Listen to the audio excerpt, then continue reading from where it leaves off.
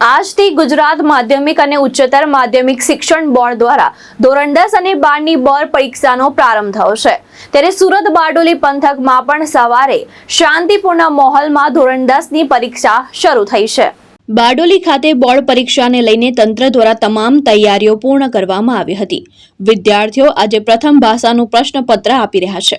કુલ 38 પરીક્ષા કેન્દ્રો પર અને 347 જેટલી બિલ્ડિંગોમાં બેઠક વ્યવસ્થા ગોઠવાઈ છે, જ્યાં 8000થી વધુ વિદ્યાર્થીઓ પરીક્ષા આપી રહ્યા છે। વહેલી સવારે વિદ્યાર્થીઓ આત્મવિશ્વાસ સાથે કેન્દ્ર પર પહોંચ્યા હતા। શાળાઓમાં શિક્ષકોએ વિદ્યાર્થીઓને શુભેચ્છા પાઠવી મોં મીઠું કરાવી પરીક્ષા હોલમાં પ્રવેશ અપાવ્યો હતો। પરીક્ષા દરમિયાન કોઈ અનિચ્છનીય બનાવ ન બને તે માટે ચુસ્ત પોલીસ બંદોબસ્ત ગોઠવવામાં આવ્યો છે।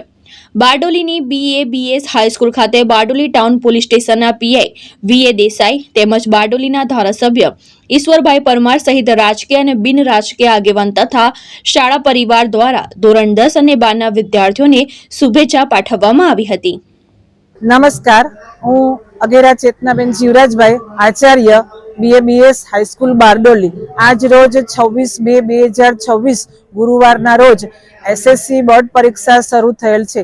અમારી શાળામાં 30 બ્લોકની ફાળવણી કરવામાં આવેલ છે, જેમાં કુલ 855 વિદ્યાર્થીઓ પરીક્ષા આપશે।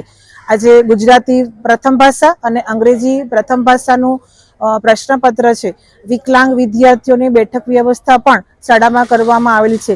શાળા દ્વારા વિદ્યાર્થીઓને સાકર, ચોકલેટ અને પ્રતિક રૂપે બોલપેન આપી ખૂબ જ ઉત્સાહથી આવકારવામાં આવેલ છે।